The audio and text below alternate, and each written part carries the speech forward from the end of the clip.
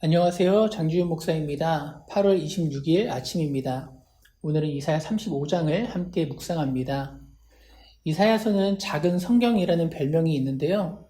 이사야서 전체가 66장으로 성경 전체의 권수와 같고, 이사야 전반부는 39장으로 구약의 권수와 같고, 이사야 후반부는 27장으로 신약의 권수와 같기 때문입니다. 그런데 오늘 묵상하는 이사야 35장은 사실상 이사야의 전반부를 마무리 짓는 장이라고 할 수 있습니다. 이사야 36장부터 39장까지는 히스기야 시대에 있었던 사내립 침공 사건을 부록과 같이 첨부하고 있기 때문입니다. 그러면 이사야 전반부의 주제를 요약하는 이 35장의 주제는 무엇일까요? 그것은 구원받은 백성들이 포로된 곳에서 돌아오는 귀환의 기쁨과 감격이라고 할 수 있습니다. 10절입니다. 여호와의 속량함을 받은 자들이 돌아오되 노래하며 시온에 이르러 그들의 머리 위에 영영한 희락을 띠고 기쁨과 즐거움을 얻으리니 슬픔과 탄식이 사라지리로다. 사랑하는 성도 여러분, 이 말씀을 묵상할 때 어떤 생각이 드십니까? 저는 무엇보다 감사하는 마음이 컸습니다. 왜냐하면 지금까지 이사야를 묵상해 오면서 오래도록 열방 심판이나 묵시록과 여러 경고의 말씀을 묵상해 와서 결국 그 말씀들이 향하는 목적이 우리를 향한 구원이고 회복이고 기쁨이구나라는 생각이 들었기 때문입니다. 이 시간에는 말씀을 통해 하나님께서 포로된 자들을 돌아오게 하시는 구원의 때는 어떤 일이 일어나는지 살펴보고 또 우리에게 주시는 몇 가지 교훈을 잠시 살펴보려고 합니다. 1절은 이렇게 시작합니다. 광야와 메마른 땅이 기뻐하며. 왜 하필 광야일까요? 물론 하나님께서는 광야라는 가장 절망적이고 황폐한 땅을 변화시키실 수 있습니다. 그런데 더욱 중요한 이유는 그 광야가 포로들이 귀환하는 무대가 되기 때문입니다. 지리적으로 보면 이스라엘이 포로로 잡혔다가 가나안으로 돌아오는 길은 언제나 광야길이었습니다. 과거 이스라엘이 이집트에서 노예로 살다가 약속의 땅으로 가게 됐을 때 당시 백성들 입장에서는 약속의 땅으로 가는 것처럼 느껴졌을지 모르지만 조금 더 역사를 거슬러 창세기를 보면 이것은 포로된 백성들이 귀환하는 것이라고 성경은 말하고 있습니다. 그래서 야곱은 이렇게 예언했던 것입니다. 창세기 48장 21절 하나님이 너희와 함께 계시사 너희를 인도하여 너희 조상의 땅으로 돌아가게 하시려니와. 그리고 남유다가 바벨론의 포로가 된 후에 70년 뒤 본토로 돌아오게 되지요. 이 길 역시도 광야를 통해서 돌아오는 것이었습니다. 그래서 하나님은 포로가 돌아오는 무대로 광야가 기뻐할 것이라 말씀하고 계시는 것입니다. 물론 이 길을 통해 돌아오는 것이 쉬운 일은 아니었습니다. 그래서 출애굽했던 광야 1세대, 2세대도 많은 어려움을 이겨내야 했고 바벨론에서 포로로 돌아오는 백성들도 많은 위험과 대가를 지불해야 했습니다. 하지만 오늘 말씀은 이렇게 말합니다. 레바논의 영광과 갈멜과 사론의 아름다움을 얻을 것이라. 그것들이 여호와의 영광 곧 우리 하나님의 아름다움을 보리로다. 어떻게 광야에서 이런 일이 가능할까요? 2절에서 말씀하는 것처럼 하나님께서 이 과정 가운데 영광을 드러내실 것이기 때문에 가장 아름다운 일을 행하시기 때문에 이런 일이 가능하다라는 것입니다. 사랑하는 성도 여러분, 우리 인생에도 광야가 있습니다. 아무것도 잘할 수가 없을 것 같은 아무 의미도 없어 보이는 메마른 시간과 자리들이 있습니다. 그런데 오늘 말씀은 우리에게 도전하고 있습니다. 그 광야가 기뻐하는 날이 온다는 것입니다. 광야 자체가 어떤 특별함이 있는 것은 아니지만 바로 그 자리에서 그 시간을 통해서 하나님께서 영광과 아름다움을 나타내실 거라는 말씀입니다. 우리가 서 있는 이 광야의 자리가 하나님의 영광이 드러날 자리가 될 것임을 고백할 수 있길 바랍니다. 그리고 바로 이 자리에서 하나님의 영광과 아름다움을 볼 수 있기를 주님의 이름으로 축복합니다. 3절과 4절은 이런 소망의 귀환을 가진 자들이 어떤 태도를 갖고 있어야 하는지 가르쳐 줍니다. 너희는 약한 손을 강하게 하며 떨리는 무릎을 굳게 하며 겁내는 자들에게 이르기를 굳세어라 두려워하지 말라 보라 너희 하나님이 오사 보복하시며 갚아주실 것이라 하나님이 오사 너희를 구하시리라 하라. 왜 이사야는 약한 손을 강하게 하고 떨리는 무릎을 굳게 하라고 말할까요? 그것은 사람이 두려움과 절망에 빠질 때 몸에서 가장 먼저 반응하는 것 중에 하나가 손과 무릎이기 때문입니다. 절망에 빠진 사람은 손에 힘이 없이 축 늘어지죠. 두려움에 빠진 사람은 무릎이 떨리기 시작합니다. 단순히 몸의 문제가 아니라 낙심하고 절망한 영혼의 상태가 몸을 통해 드러나는 것입니다. 그래서 하나님이 손을 강하게 하고 무릎을 굳게 하라 말씀하시는 것은 단순히 몸이 떨려도 참고 견디라는 것이 아닙니다. 4절의 말씀처럼 하나님이 오시고 갚아주실 것을 믿고 구원하실 것을 믿으면서 그 소망으로 굳건하게 살라는 말씀입니다. 마틴 로이드 존스 목사님이 영적 침체라는 책에서 이렇게 말했습니다.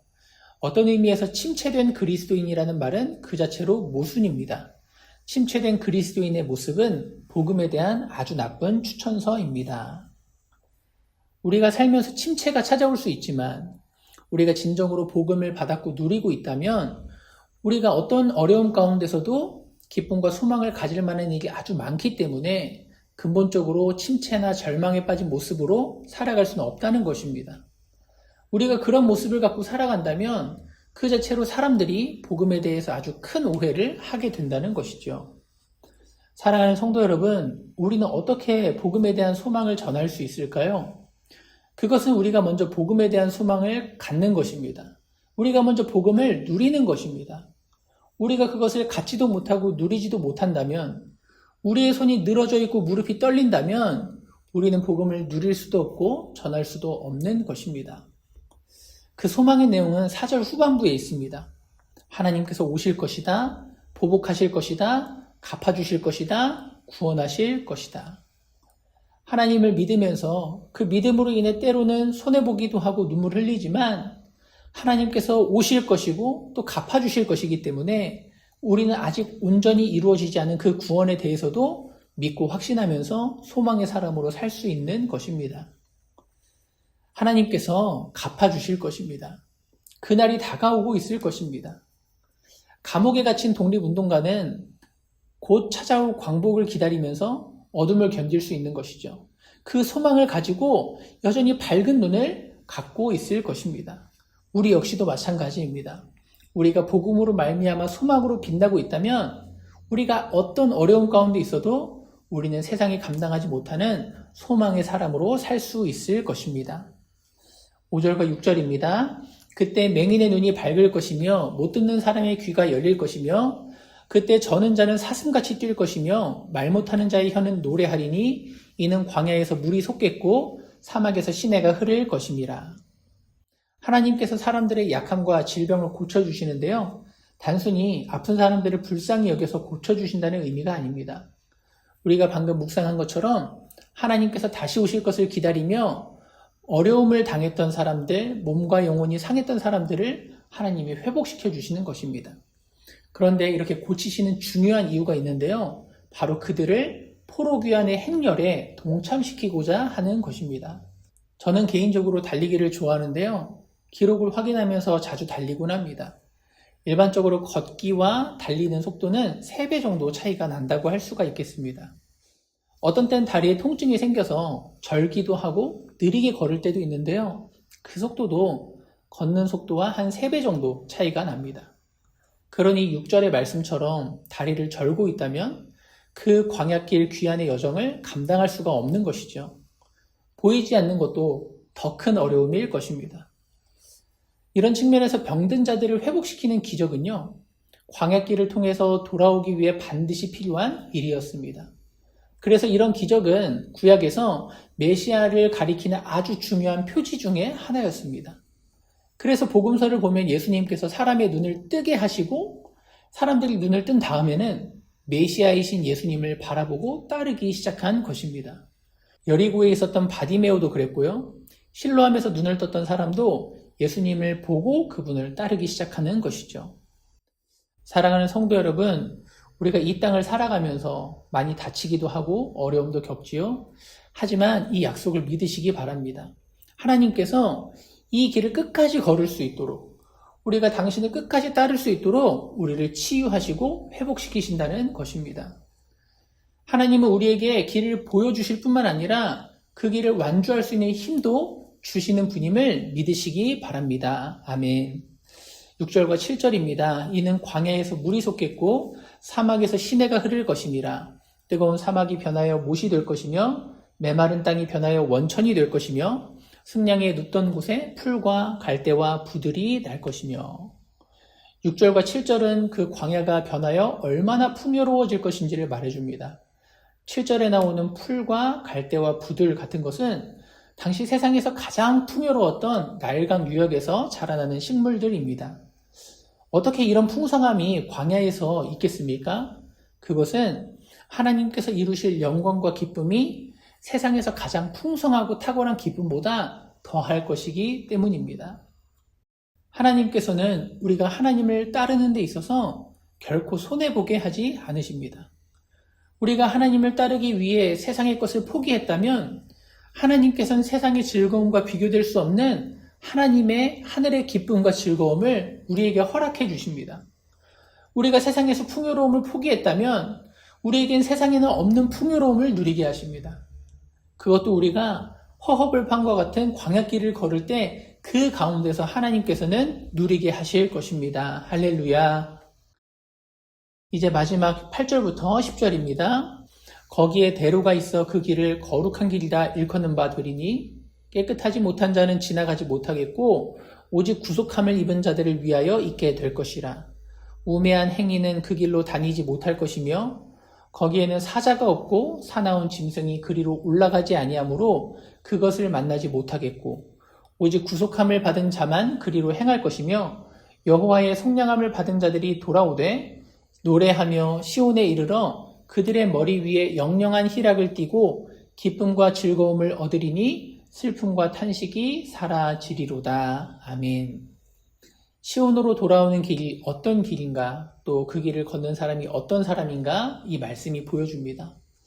먼저 이 길은 대로입니다. 본향으로 돌아가는 그 길이 오직 하나의 길입니다. 여러 갈래로 나뉘어 있는 그런 길이 아닙니다. 동시에 그 길은 거룩한 길로 불립니다. 왜 그럴까요? 그 길을 걷는 사람들이 하나님의 거룩한 백성들이기 때문입니다. 또 깨끗하지 못한 자는 지나가지 못한다라고 합니다. 모두에게 열려있지만 동시에 구별되어 있는 길. 그래서 구속함을 입은 자들만 걸을 수 있는 그들을 위한 길이라는 것입니다. 더불어서 이 길은 안전한 길입니다. 우매한 행위는 그 길을 범하지 못하며 사자나 사나운 짐승도 올라가지 못합니다. 원래 광야길은 언제나 강도나 들짐승의 위협이 도사리고 있었던 길인데요. 이 길에 그런 위험이 전혀 없을 수 있는 이유는 하나님께서 친히 지키시고 보호하기 때문입니다. 마지막 세 구절은 이 길을 걷는 자격이 누구에게 있는지 강조해서 말합니다. 그 길은 구속함을 입은 자들을 위한 길이고 구속함을 받은 자들만 행할 수 있는 길이고 속량함을 받은 자들이 걷는 길이다 라고 세 번이나 말합니다. 우리의 노력이나 능력으로 자격을 갖거나 그 길을 걸을 수 있는 것이 아니라 하나님의 속량함을 받은 자들에게 주어지는 은혜의 길이라는 것입니다. 그리고 그 길 끝에는 영영한 희락과 기쁨이 있고 슬픔과 탄식이 사라질 거라 약속하십니다. 요한계시록의 마지막 말씀이 떠올랐습니다. 21장 4절. 저는 요한계시록의 말씀이 떠올랐습니다. 요한계시록 21장 4절. 모든 눈물을 그 눈에서 씻어주시니 다시는 사망이 없고 애통하는 것이나 곡하는 것이나 아픈 것이 다시 있지 아니하리니 처음 것들이 다 지나갔음이로라. 아멘. 사랑하는 성도 여러분, 저와 여러분이 이 길을 걷고 있음을 감사하고 찬양하며 살았으면 좋겠습니다. 이 세상은 저마다 수많은 인생의 길들을 이야기하고 있습니다. 이 길을 걸으면 행복하다, 나를 따라오면 너의 삶은 괜찮아질 것이다, 이렇게 확신에 차면서 이야기하는 많은 길이 있지만 그 길들은 전부 방황할 수밖에 없고 끊어질 수밖에 없는 그런 길들입니다. 그런데 하나님께서는 그 수많은 인생의 길 가운데 우리를 선택하셔서 우리에게 영원한 소망이 되는, 우리를 살리는 헛되지 않은 유일한 길을 우리에게 보여주셨고 그 길을 걷게 해주신 것입니다. 이제 몇 가지 교훈을 생각하고 잠시 기도했으면 좋겠습니다. 첫째로, 하나님께서는 광야를 기쁨의 땅으로 변화시키는 분임을 믿으시기 바랍니다. 우리는 광야를 벗어나야지 행복할 수 있고 평안할 수 있다고 생각하기가 쉽습니다. 하지만 때로 하나님께서는 우리를 광야길로 초청하십니다. 그 길을 통해서만 나에게로 올 수 있다고 말씀하십니다. 그리고 우리를 구원하시기 위해 하나님의 놀라운 은혜와 능력을 드러내시기 위해 그 광야를 선택하기도 하십니다. 하나님은 그 광야를 기쁨의 땅으로 변화시키는 분입니다. 다만 중요한 것은요, 그 인생의 광야길을 걸을 때 그 길을 통해서 하나님께로 나아가야 한다는 것입니다. 이사야가 말했던 것처럼 여호와의 오심을 기다리며 이 길을 걷는 사람이 되어야 한다는 것입니다. 신약의 백성인 우리들에게 이 길은요, 예수 그리스도입니다. 예수님만이 하나님께로 돌아가는 우리의 참된 길이 되시기 때문입니다. 요한복음 14장 6절, 예수께서 이르시되 내가 곧 길이요 진리요 생명이니 나로 말미암지 않고는 아버지께로 올 자가 없느니라. 아멘. 둘째로 하나님께서는 광야와 같은 우리 인생길을 능히 걸어갈 수 있게 회복시켜 주심을 믿으시기 바랍니다. 세상에 많은 선지자들이 우리에게 이런저런 길을 제시하죠. 하지만 그들은 누구도 그 길을 걸어갈 수 있는 힘을 주지는 못합니다. 끝까지 그 길을 인도해내지 못합니다. 하지만 하나님께서는 축 처진 손도 붙들어 주시고 떨리는 무릎을 강하게 해주십니다. 절고 있으면 달리게 해주시고 눈이 멀어 있으면 눈 뜨게 하시는 은혜를 계속해서 부어주십니다. 사랑하는 성도 여러분, 혹시 인생의 광야길을 걷다가 지치고 또 낙심해 계십니까? 하나님께 구하십시오. 하나님은요, 다시 우리를 회복시켜 주실 것입니다. 예수님을 만난 맹인들처럼 우리가 간절히 부르짖으면서 구하면 주님께서 우리의 영적인 눈을 뜨게 해주실 것입니다. 지친 심령도 일어나게 해주실 것입니다. 그때 주님께서 우리가 생각하지 못한 놀라운 일을 행해 주시고 우리에게 새로운 출발을 하게 해주실 것입니다. 마지막으로 하나님께서 우리에게 영원한 기쁨을 주실 것을 믿으시기 바랍니다. 하나님께서는 속량받은 사람들이 돌아오고 노래하고 희락을 누릴 거라 약속해 주셨습니다. 세상이 우리에게 약속하는 즐거움들은요, 대부분 점점 줄어들 때가 많이 있습니다. 용두사미처럼 될 때가 많이 있습니다. 이 세상의 즐거움은 익숙해지기도 하고 시들해지기도 합니다. 솔로몬이 말했던 것처럼 해 아래에는 새로울 것이 없습니다. 그래서 점점 약해지는 것, 줄어드는 것이 이 땅에서 대부분의 우리의 삶입니다. 하지만 하나님께서는 전혀 다른 말씀을 하십니다. 우리가 하나님 안에서 갖는 기쁨과 즐거움은요, 점점 약해지거나 사라지는 것이 아니라 점점 강해지고 많아지는 즐거움이라 약속하십니다. 그래서 하나님은 이렇게 도전하시는 거예요. 최고의 것은 아직 오지 않았다. 더 좋은 것을 기대해라. 나아지는 것이 있을 것이다. 낡아지는 것보다 새로워지는 것이 많을 것이다. 라고 우리에게 약속하십니다. 더 많은 기대를 갖고 날마다 살아가는 우리 성도님 되시기를 축복합니다. 마침내 세상을 향한 하나님의 구원이 완전히 이루어질 그때 우리는 영원한 기쁨을 누리게 될 것입니다. 하지만 그 전에 여전히 아픔 많은 세상을 살아가는 이 세상에서도요, 하나님은 우리에게 넘치는 위로와 소망을 주셔서 날마다 더 큰 은혜 가운데 거하고 날마다 더 많은 간증을 하며 풍성한 은혜를 누리며 살 수 있도록 우리를 이끌어 주실 것입니다. 이제 잠시 기도하는 시간을 갖겠습니다.